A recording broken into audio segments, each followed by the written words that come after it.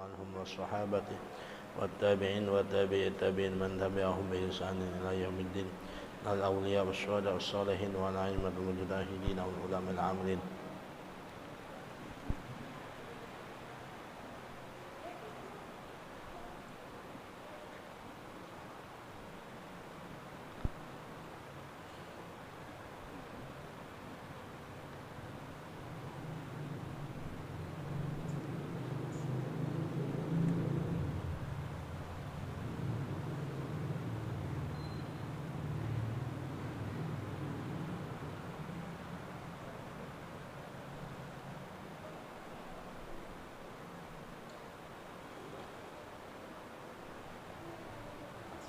جميع أصولهم وفروعهم وذوي القلوب عالم أجمعين وجميع ساداتنا على بعلم شرق الأرض ومغربها. الله تعالى يغفرهم ويرحمنا درجات الجنة ويعيد علينا وعلى أولادنا وذريتنا وأحبابنا وتلاميذنا وأمدادنا وعلى من انتسب إلينا من بركاتهم وأمدادهم وسرورهم وأنوارهم وعلومهم ونفاتهم في الدين والآخرة ثم الأرواح آبائنا وأمهاتنا وأجدادنا وجداتنا وشيخنا ومعلمنا في الدين الأرواح المنتسبين إلينا وإلى من عمر هذا المسجد صولهم وفروعهم وذوي القلوب عنهم أجمعين جميع المسلمين والمسلمات والمؤمنين والمؤمنات إن الله تعالى يغفر لهم ويرحمهم ويجعل جنسهم. الفاتحة. أعوذ بالله من الشيطان الرجيم. بسم الله الرحمن الرحيم. الحمد لله رب العالمين الرحمن الرحيم مالك يوم الدين إياك نعبد وإياك نستعين اهدنا الصراط المستقيم صراط الذين أنعمت عليهم غير المغضوب عليهم ولا الضالين. رب اغفر لي ولآمين. اللهم صل وسلم على سيدنا محمد الفاتح لما أغلق الخاتم لما سبق أن نصر الحق بالحق والهادي إلى صراطك المستقيم وعلى آله وصحبه حق قدره ومقدار العظيم. اللهم أخرجنا من ظلمات الوهم وأكرمنا بنور الفهم وافتح علينا بمعرفة العلم وحسن أخلاقنا بالحلم وسهل لنا أبواب فضلك وانصر علينا من خزائن رحمتك يا أرحم الراحمين. Silakan dibuka kitabnya, halaman 87.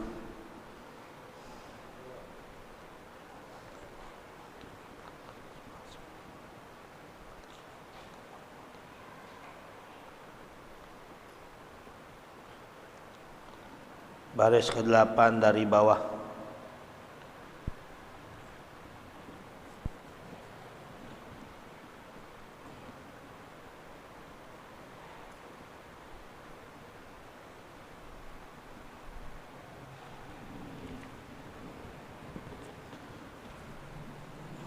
Bismillahirrahmanirrahim.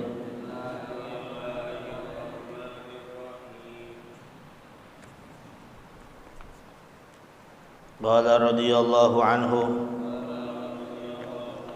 wa an Ali anna Rasulullah sallallahu alaihi wasallam qala inna ashadda ma atakhawwafu alaikum khoslatani ittiba'ul hawa wa tulul amali fa amma ittiba'ul hawa fa innahu ya'dilu 'anil haqqi wa amma tulul amali fal hubbu lid dunya rawahu ibnu abid dunya wa arba'atun minal khisali min nuril qalbi batnun ja'i'un min hadrin ay li ajli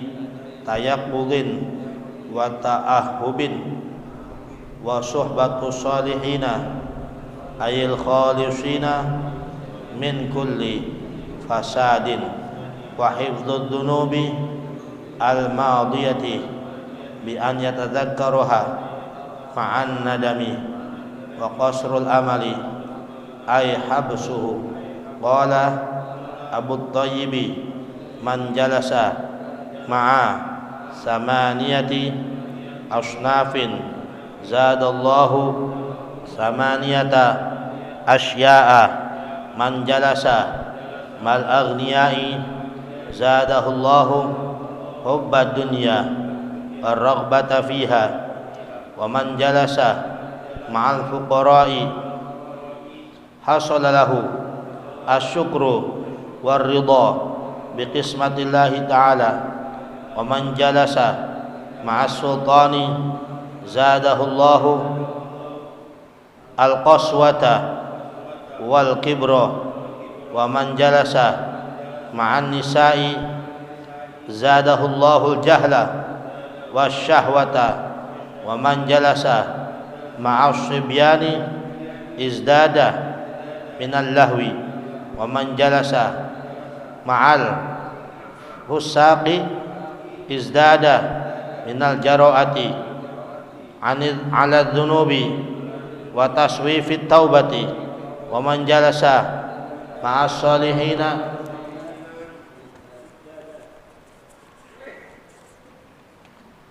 izdada raghbatun fit ta'ati wa man jalasa ma'al ulama'i izdada minal ilmi wal amali.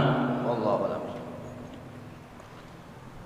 Bismillahirrahmanirrahim. Alhamdulillahirabbil alamin wa bihi nasta'inu ala umurid dunya waddin. Wassalatu wassalamu ala asyrafil anbiya wal mursalin sayyidina wa habibina wa syafi'ina maulana Muhammadin wa ala alihi wa sahbihi wa man tabi'ahum bi ihsanin ila yaumiddin. Amma ba'du. Faqala Syekhul Musannif rahimahullahu ta'ala wa ada man nafa'a bihi wa bi barakati ulumihi wa bikum fid darin amin radhiyallahu ta'ala ankum. Wa an Aliin anna Rasulullah sallallahu alaihi wasallam qala inna asyadda ma takhawwafu 'alaikum inna asyadda ma atakhawwafu 'alaikum khoslatani ittiba'ul hawa wa tulul amali fa amma ittiba'ul hawa fa innahu ya'dilu 'anil haqqi wa amma tulul amali fal hubbu lid dunya. Rawahu Ibnu Abi Dunya. Dan dari Sayyidina Ali bin Abi Thalib radhiyallahu anhu ardhah anna Rasulullah sallallahu alaihi wasallam qala bahwasanya baginda besar Muhammad sallallahu alaihi wasallam bahwasanya Rasulullah sallallahu alaihi wasallam pernah bersabda, inna asyadda ma atakhawwafu alaikum khoslatani, sesungguhnya sesuatu dari yang paling sangat aku khawatirkan atas diri kalian, khoslatani, ada dua perkara yang Nabi sangat khawatirkan atas diri kalian. Nabi ngomongnya kepada sahabat nih, maksudnya untuk siapa? Untuk kita umat. Nabi sangat khawatir pada dua hal ini. Sesungguhnya yang paling sangat dari sesuatu yang aku khawatirkan atas kalian ada dua hal. Yang pertama ittiba'ul hawa, mengikuti hawa nafsu. Yang kedua watulul amali, panjang angan-angan. Nah, ini terkait dengan makalah yang ke-12. Makalah yang ke-13 yang pernah disampaikan oleh sahabat Nabi Sayyidina Abdullah bin Mas'ud, yang kata beliau di antara dari gelapnya hati ada 4 dari yang bisa menyebabkan gelapnya hati. Yang pertama udah kita bahas, yaitu batnun syab'anu min ghairi mubalatin, perut yang sangat kenyang tanpa peduli lagi tanpa memperdulikan ya isinya tuh. Jadi dipenuhin, bukan kenyang syar'i, tapi lebih daripada kenyang syar'i tersebut. Harusnya kenyangnya syar'i perut dibagi 3, sepertiga buat makanan, sepertiga buat minuman, sepertiganya buat nafasnya dia. Ini enggak, perutnya dipenuhin semua buat makanan dia.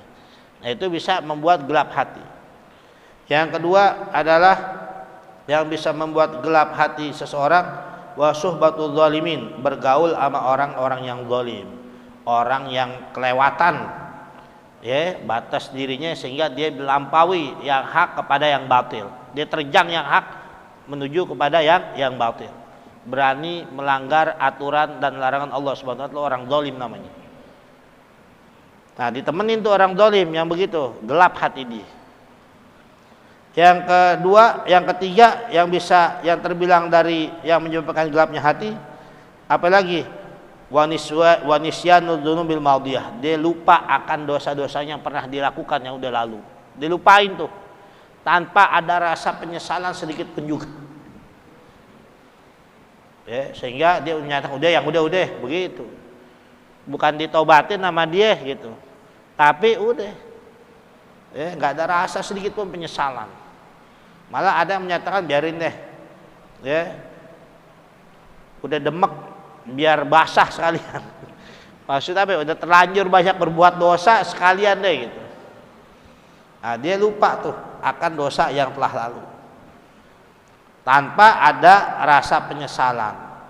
Nah itu bisa gelap hati dia.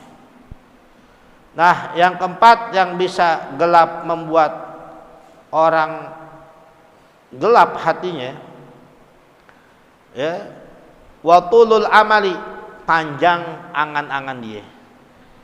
Maksudnya apa? Ai wa huwa taraqubu ma yustab'adu husuluhu. Panjang angan-angan itu adalah menunggu-nunggu, menanti-nanti segala hal sesuatu yang masih dianggap jauh didapatkannya dia. Wah, pengen begini. Masih jauh. Panjang angan-angan. Nah, terkait dengan panjang angan-angan tersebut, yaitu menanti-nanti segala sesuatu yang masih jauh kejadiannya. Yang didapatkan ini kayaknya masih jauh tuh. Ya, seperti punduk merindukan bulan. Nah, itu ada peribahasa tuh. Sangat sulit diraih, tapi dia kumpulin tuh keangan-angan dia, keinginannya pengen begini, macam-macam. Maksudnya apa? Nah, ini terkait dengan seseorang yang dalam mencapai tujuan ya, dia melupakan bahwa ada kewajiban-kewajiban yang harus dia kerjakan. Kewajiban-kewajiban terhadap Allah dia lalaikan untuk menggapai tujuannya tersebut. Padahal kalau diukur-ukur ya, wah udah masih jauh dia hasilkan, dia bisa mendapatkannya itu. Tapi terus saja dia. Ya. Nah, di sini wa an aliin anna Rasulullah sallallahu alaihi wasallam, dari Sayyidina Ali bahwasanya Rasulullah sallallahu alaihi wasallam pernah bersabda, inna asyadda ma takhawafu alaikum khoslatani. Sesungguhnya dari yang sangat sesungguhnya yang paling sangat aku khawatirkan atas diri kalian ada 2 hal. Yang pertama apa? Ada 2 perkara, ada 2 perangai. Ittiba'ul hawa, yaitu mengikuti hawa nafsu kita. Yang kedua, watulul amali, panjang angan-angan. Nabi jelasin, fa amma ittiba'ul hawa fa innahu ya'dilu 'anil haqqi. Adapun mengikuti hawa, keinginan, hawa nafsu, maka sesungguhnya itu adalah yang bisa menyebabkan orang menyimpang dari yang hak. Itu ngikutin hawa nafsu. Ya, sehingga dengan mengikuti hawa nafsu menyimpang dari yang benar. Ya, menyimpang dari kebenaran, dari yang hak.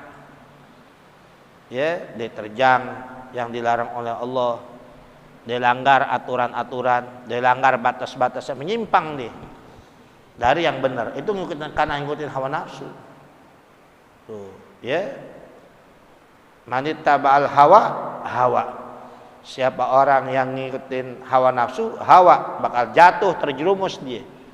Betapa banyak orang sukses, orang hebat, orang tinggi pangkatnya, karena ngikutin hawa nafsunya dia, terperosok jauh, jatuh dia, terperosok ke lembah yang udah nggak bisa mengangkat dirinya lagi. Waduh, dia cakep-cakep punya jabatan, wah, dengan hawa nafsunya, keserakahannya dia, sampai dia terjang aturan-aturan, akhirnya terjerumus. Dan banyak kita lihat,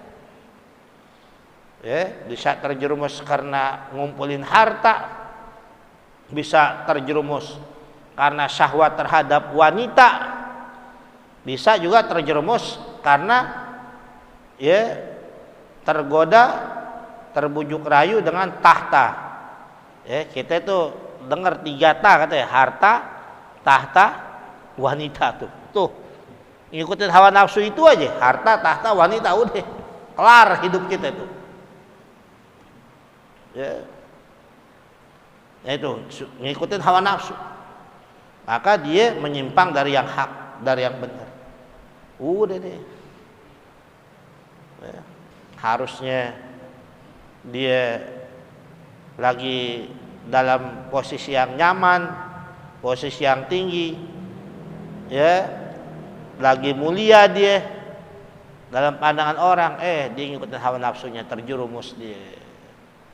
Nah, sekarang banyak orang begitu. Maka itu kita, waduh, itu 3 hal tuh tadi tuh, harta, tahta, wanita. Siapa yang nggak pengen harta? Siapa yang nggak pengen wanita? Siapa yang nggak pengen tahta? Itu 3 tuh hal. Kita ngikutin hawa nafsu akan hal tersebut aja 3 itu, wah, terjerumus kita. Itu apa yang dikhawatirkan sama Nabi daripada umatnya. Nah, kita tuh kalau nggak jaga-jaga terjerumus kita. Tapi kalau kita bisa jaga, selamat dari 3 hal tersebut, aman diri kita, selamat kita dunia akhirat. Dan adapun mengikuti hawa nafsu, maka sesungguhnya itu bisa memalingkan dia dari yang hak. Kalau udah nekat, udah pengen harta, yang haram dihalalin sama dia. Segala cara, apaan aja deh buat dapat harta. Kalau mesti nipu, nipu. Kalau mesti curang, curang. Kalau mesti ngambil hak orang lain, ambil hak orang lain. Kalau harus korupsi, korupsi. Perempuan gitu juga. Hawa nafsu terhadap perempuan, terhadap wanita, begitu juga sama. Wah, udah segala macam. Ya kan banyak orang di TV itu kita lihat peristiwa-peristiwa kriminal. Kenapa? Karena cinta asmara, karena cinta segitiga dan sebagainya, karena macam-macam dah.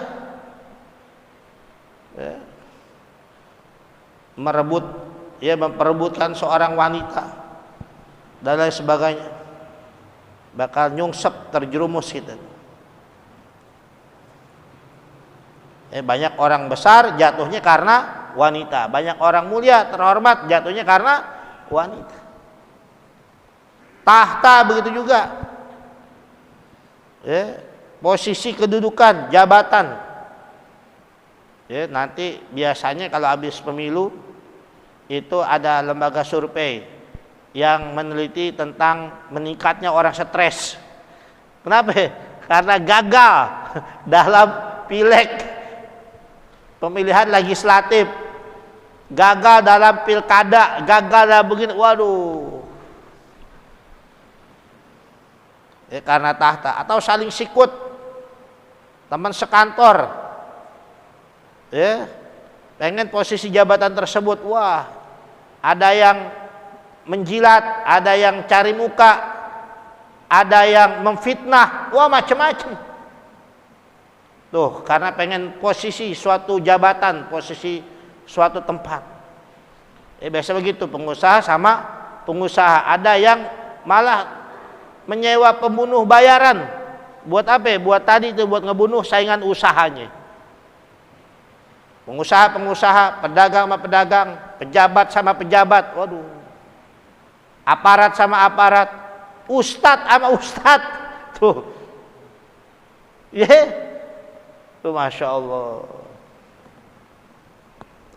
Pengen wilayah, pengen begini. Kiai sama kiai, Habib sama Habib. Ya begitu deh. Nah, itu yang dikhawatirkan oleh Baginda besar Muhammad SAW, ngikutin hawa nafsu tadi, bisa menyimpang dari yang hak. Maka itu tahan. Wa amma tulul amali fal hubbu lid dunya. Kata Nabi, adapun panjang angan-angan, apa itu? Cinta kepada dunia. Tuh. Cinta kepada dunia. Tuh deh kalau cinta kepada dunia deh. Al-Imam Abdul Haddad beliau menyatakan wa ma'na tulil amali istis'aru tulil baqa'i fid dunya hatta yaghliba dzalika 'alal qalbi fayakhudha fil amali bimuqtadahu.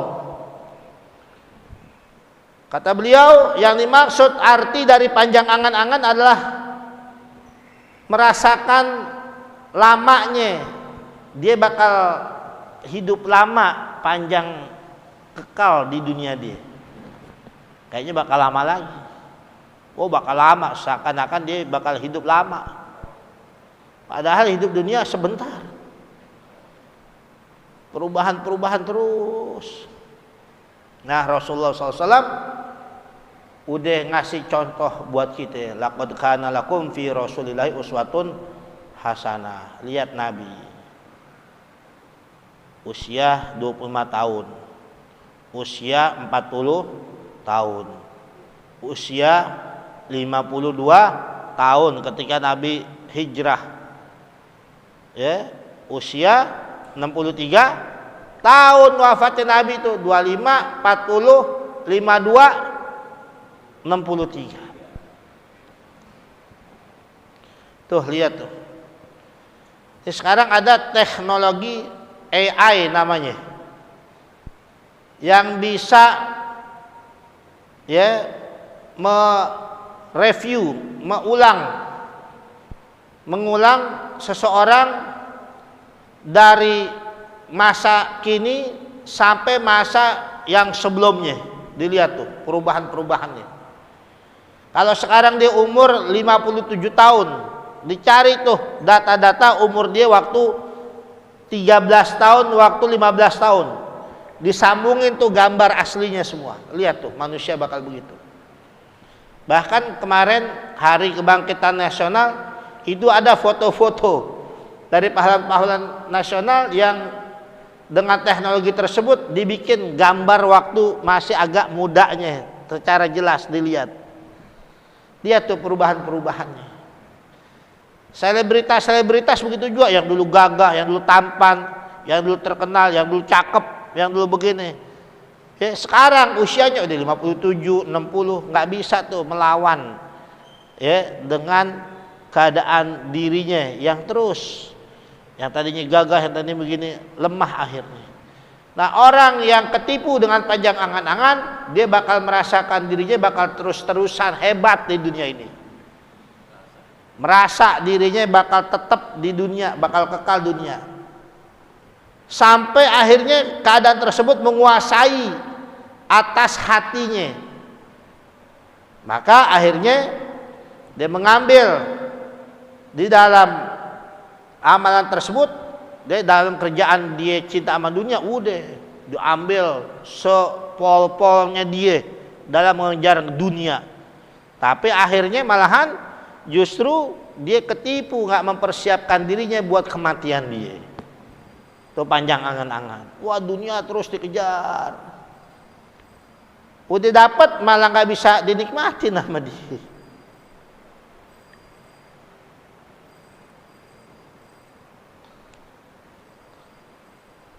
Ulama-ulama salaf pernah menyatakan man tala amaluhu sa'a amaluh.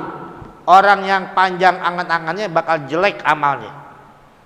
Coba aja, kita ini masih Allah Ta'ala kasih hidayah, bisa ngaji, bisa sholat jamaah, bisa ibadah, bisa baca Quran, bisa zikir kita, bisa sholawat, bisa pegang tasbih. bisa sedekah, bisa infak, segala macam semua. Itu sebuah hidayah dari Allah. Betapa banyak orang yang sampai hari ini masih ngejar-ngejar dunia. Nggak sempat lagi, sholat duha nggak sempat, bangun malam nggak sempat, walaupun 2 rakaat nggak sempat lagi. Terus saja hidupnya dengan dunia.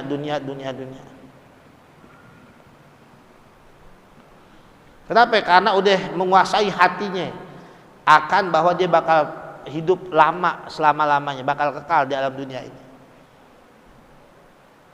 Ya, orang yang panjang angan-angannya maka bakal jelek amalannya.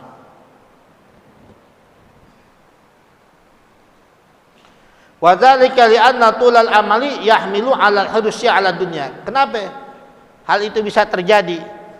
Karena sesungguhnya panjang angan-angan itu membawa dia untuk rakus dengan dunia.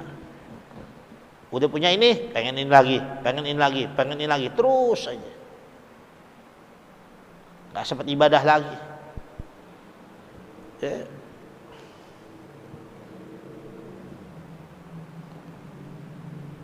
Wat tashmir li'imaratiha hatta yaqta'al insanu lailaha wa nahara bitafakkuri fi islahiha, sehingga dia berusaha tuh dengan sekuat tenaga untuk apa? Untuk bisa lebih memajukan dunianya lagi ketimbang akhiratnya. Kalau urusan akhirat ntar aja kalau udah tua itu begitu. Tapi kalau urusan dunia, wah, kejar sama dia. Kalau urusan duit, wah iya. Urusan ngaji, urusan duha, urusan ini. Urusan baca Quran, urusan ini. Tinggalin sama dia. Yang dia bangun dunianya dia, padahal dunia yang bakal dia tinggalin. Sehingga dia sehingga seseorang akan menghabiskan malamnya dan siangnya untuk memikirkan memperbagus dunianya saja tanpa memperbagus akhirat. Kalau kita kan nggak ada rasa penyesalan lagi tuh. Dia kalau nggak bangun malam bisa sholat tahajud, boro-boro deh sholat sunnah, yang wajib aja masih bolong-bolong.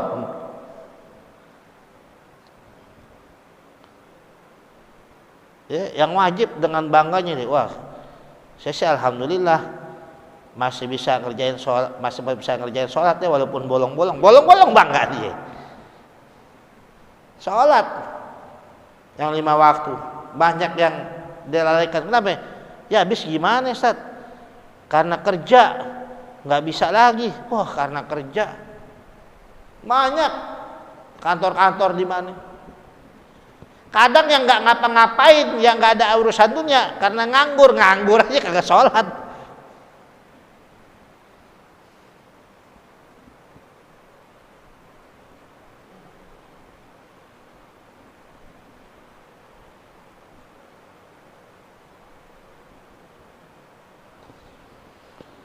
Ya, dan terkadang dia dalam menghasilkan dunia itu, wah, dia curahkan sekuat tenaganya dia, hatinya, pikirannya buat dunia semuanya.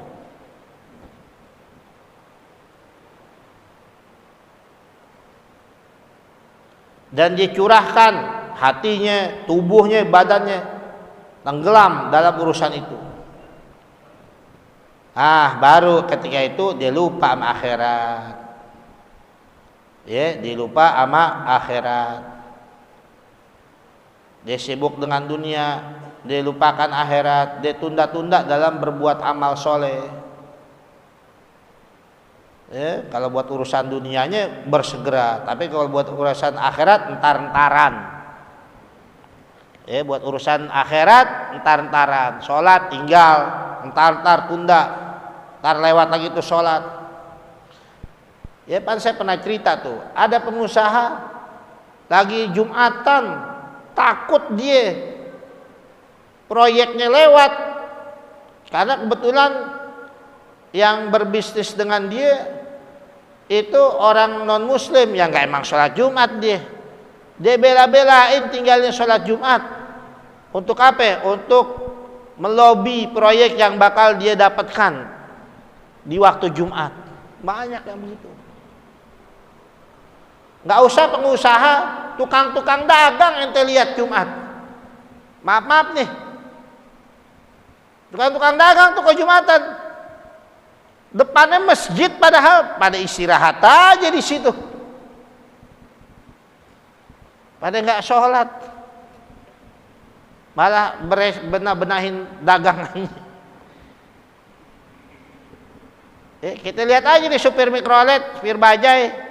Jumat berapa banyak yang berhentiin mikroletnya, bajanya buat dia sholat masjid. Jalan Atik kan pinggir jalan di masjid kita. Sementara yang hilir mudik gak macam semua. Apa yang gak Islam mereka? Kalau gak Islam sih gak apa-apa, gak ada urusan sama kita. Tapi kalau orang Islam Muslim,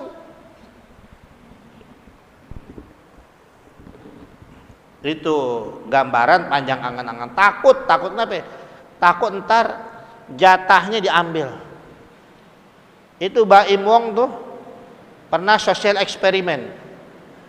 Dia lihat tukang pemulung. Subuh-subuh jalan. Pak udah sholat pak? Enggak, saya enggak sholat. Kenapa? Kalau saya sholat ntar itu sampah bekas-bekas yang bakal saya pulungin nanti keburu diduluin sama orang. Sampai sebegitunya tuh. Ya, ntar saya nggak bisa makan. Wah, luar biasa tuh. Kesian kita kelihat yang begitu.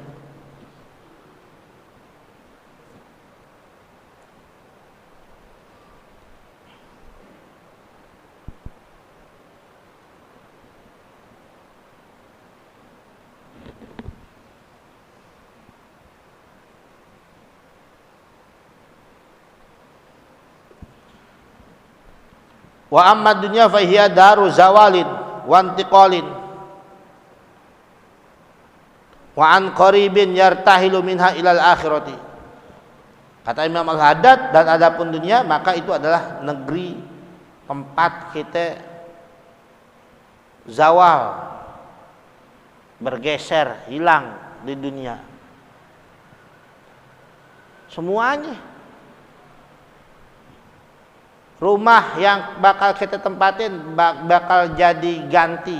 Siapa yang nempatin? Anak-anak kita. Anak-anak kita nggak ada, rumah bakal ganti kepemilikannya nanti, dipecah waris deh. Ditulis, dipasang di rumah kita, dijual. Bener nggak? Ganti kepemilikan terus begitu. Mobil, tanah, semua tuh.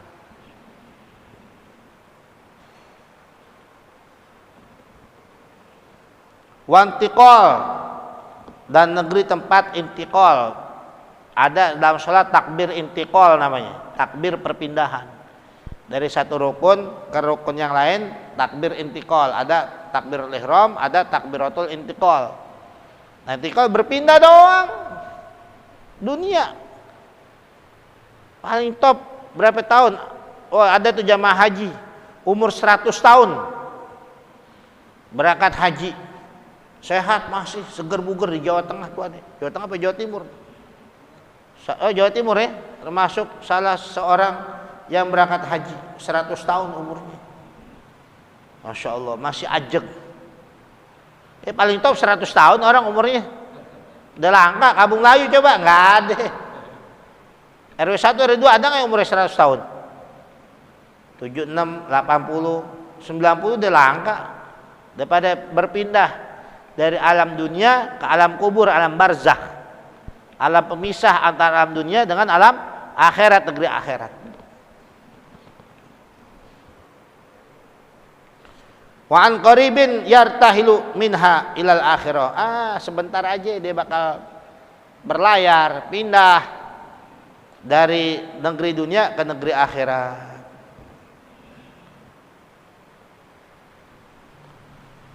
Ya, dia bakal tinggalkan tuh di belakang punggungnya. Yang tadinya kita ada di atas dunia, kita jadi ada di perut, di atas bumi kita minjek, akhirnya kita diinjekin. Bakal begitu dunia.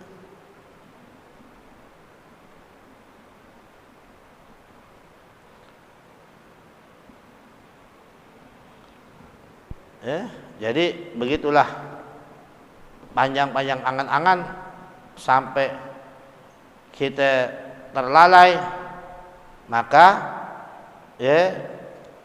kita terbilang dari hati yang gelap. I'mal li dunyaka ka'annaka la tamutu abada wa'mal li akhiratika ka'annaka mayyitun ghoda, kata Nabi. Beramallah, bekerjalah kamu untuk duniamu seakan-akan kamu nggak bakal mati selamanya. Maksudnya apa? Kalau buat dunia entar-entaran aja. Tuh, jangan disalah artikan ya hadis. Beramallah kamu untuk duniamu seakan-akan engkau nggak bakal mati selamanya. Jadi dikejar terus dunia. Padahal hadis ini menyatakan kalau urusan dunia entar-entarin. Kalau emang rezeki ente itu juga bakal nyampe ke ente.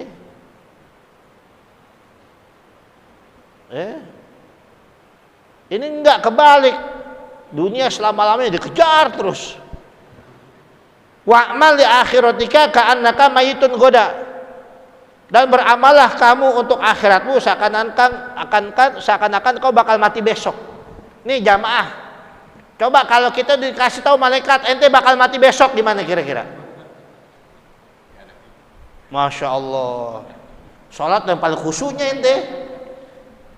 Ada tuh orang di luar negeri, saya nggak tahu tuh negara mana, divonis kanker, umurnya bakal 6 bulan lagi.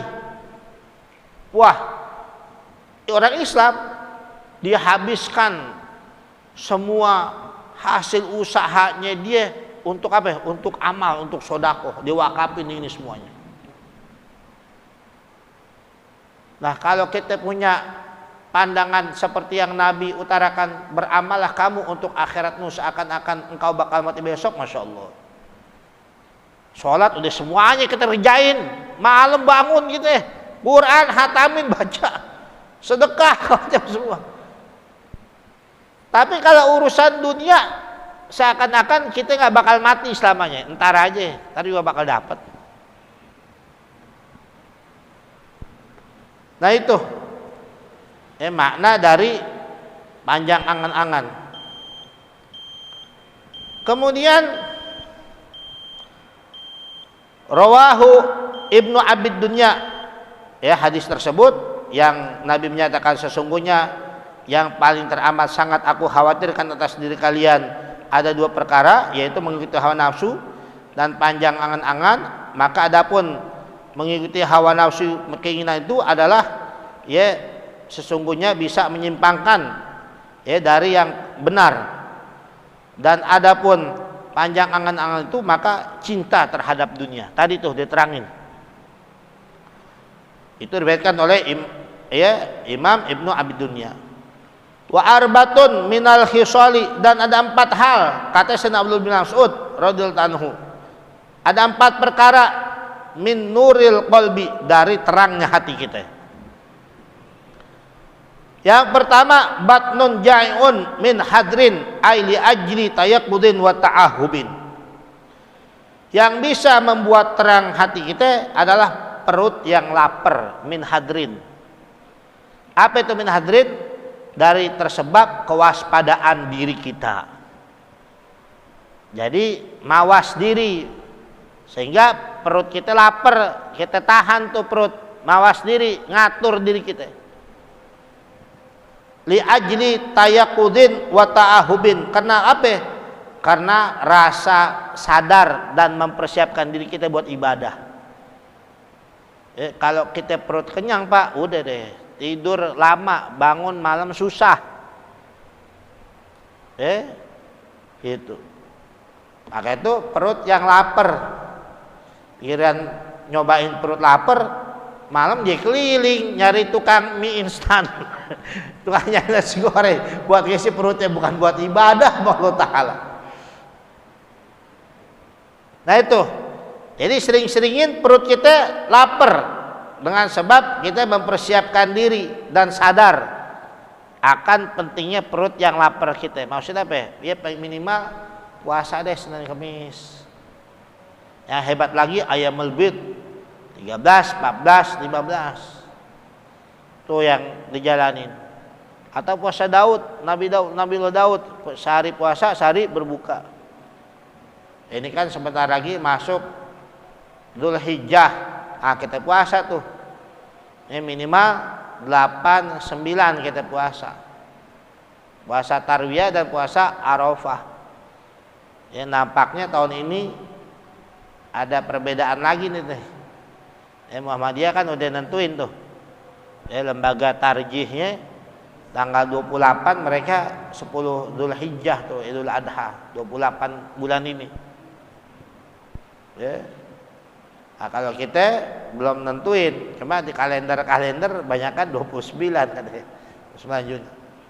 Nah, kita puasa deh tuh kalau pemerintah udah tentukan dalam sidang isbat 1 Dzulhijjah kapan? Ya kita puasa tuh mulai tanggal 1 sampai tanggal 9 sampai hari Arafah. Wa suhbatus salihina ayil khalisina min kulli fasadin. Dan di antara yang bisa membuat hati terang adalah wa suhbatus salihina, bergaul dengan orang-orang soleh. Ayil khalisina min kulli fasadin, yaitu orang-orang yang terbebas dari segala kerusakan. Orang yang rusak itu bisa mempengaruhi kita kalau kita bergaul, Pak.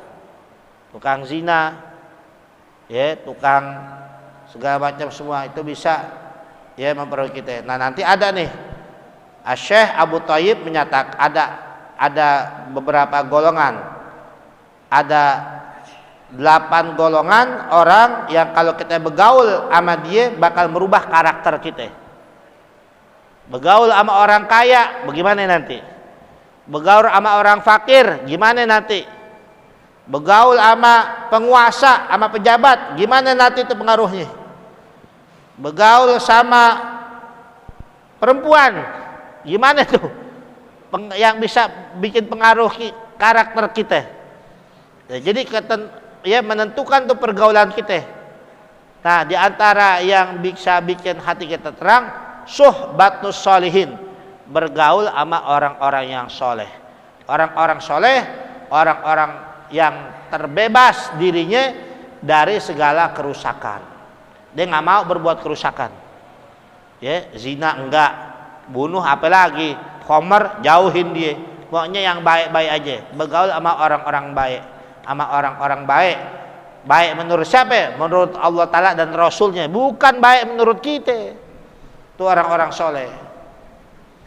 Orang yang terbebas dari setiap segala yang bisa mendatangkan kerusakan. Sampai di sini wallahu a'lam bissawab. Rabbi zidni ilman warzuqni fahman. Al-Fatihah. A'udzubillahi minasyaitonir rajim. Bismillahirrahmanirrahim. Alhamdulillahirabbil alamin. Arrahmanir rahim. Maliki yaumiddin. Iyyaka na'budu wa iyyaka nasta'in. Ihdinas siratal mustaqim. Siratal ladzina an'amta 'alaihim ghairil maghdubi 'alaihim waladdallin. Bismillahirrahmanirrahim. Alhamdulillahirabbil alamin. Allahumma shalli wa sallim ala sayyidina Muhammad. Rabbana anfa'na bima 'allamtana. Rabbi 'allimna alladzi yanfa'una. Allahumma zidna wa la tanqusna. Wa akrimna tuhina wa atina wa la tahrimna. Wa atina wa la tu'thirna wa ardina wa ardana. Allahumma nas'aluka bihaqqi Fatimata biha wa ba'diha baniha iftah alaina wa auladina banatina wa talamidina wa mudadina fudal arifin wa faqina wa yanfid din wa alimna wa ta'wil wa hadina wa yamsawis sabil bi rahmatika ya arhamar rahimin. Rabbana atina fid dunya hasanah wa fil akhirati hasanah wa qina adzabannar. Sallallahu alaihi wasallam. Alhamdulillahirabbil alamin. Alhamdulillah.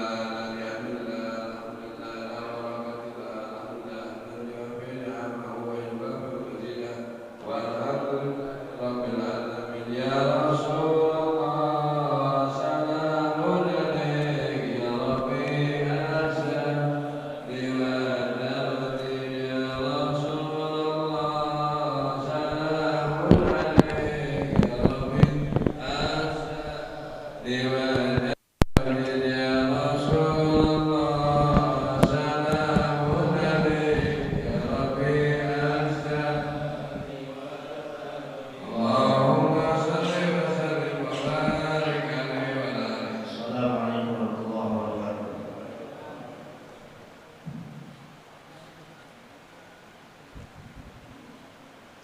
Allahu